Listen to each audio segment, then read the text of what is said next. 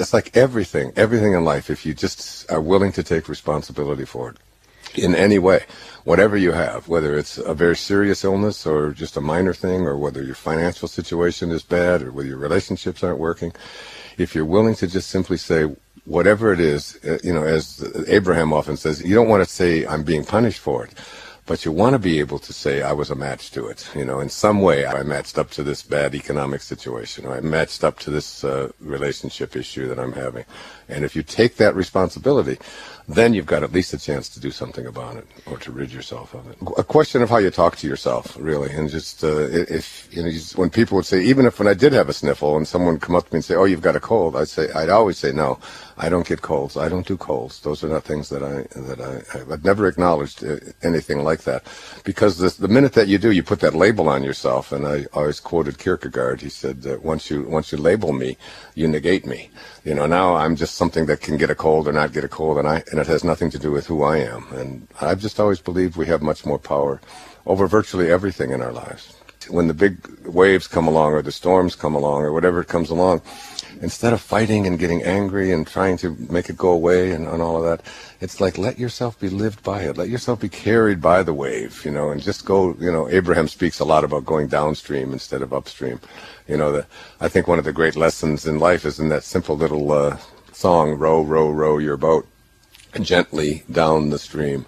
Merrily, merrily, merrily, merrily, life is but a dream. And it's like, row, row, row. It's just live, live, live your boat. Don't row somebody else's boat. And they row it gently, just be gentle. And always go down the stream. Don't go up the stream.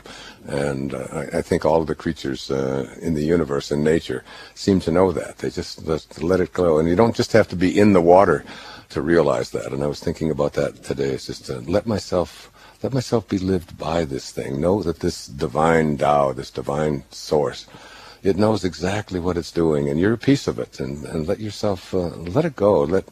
Let it be, as the Beatles said. Just let it be. Like you plant a tomato seed, and then you just wait for the shoots. The shoots start coming up. You can't get down on your knees and start tugging at the shoots and say, "Come on, come on, come on! I want some tomatoes."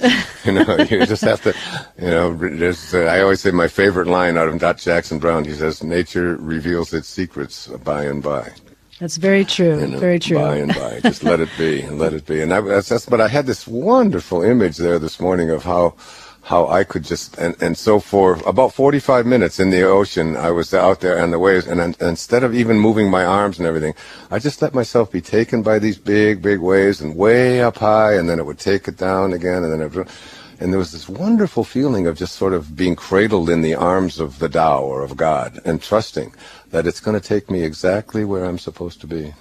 So there's an awful lot of financial talk right now. I mean, all the talk shows, Meet the Press, and all the news stations and all of this are talking about this huge casino that we have out there called the stock market, and how this is all going to be propped up. And there's a lot of negativity, a lot of worry. And I want to just say to all of you, turn it off. Don't allow yourself to be consumed by this fear and this worry and this anxiety and this anger and all of the kinds of things that come up when there are financial crises out there. Go within, know that you don't need another penny, you don't need anything in order to live a fulfilled, happy life. To believe that you need what you don't have is a definition of insanity, according to my friend Byron Katie.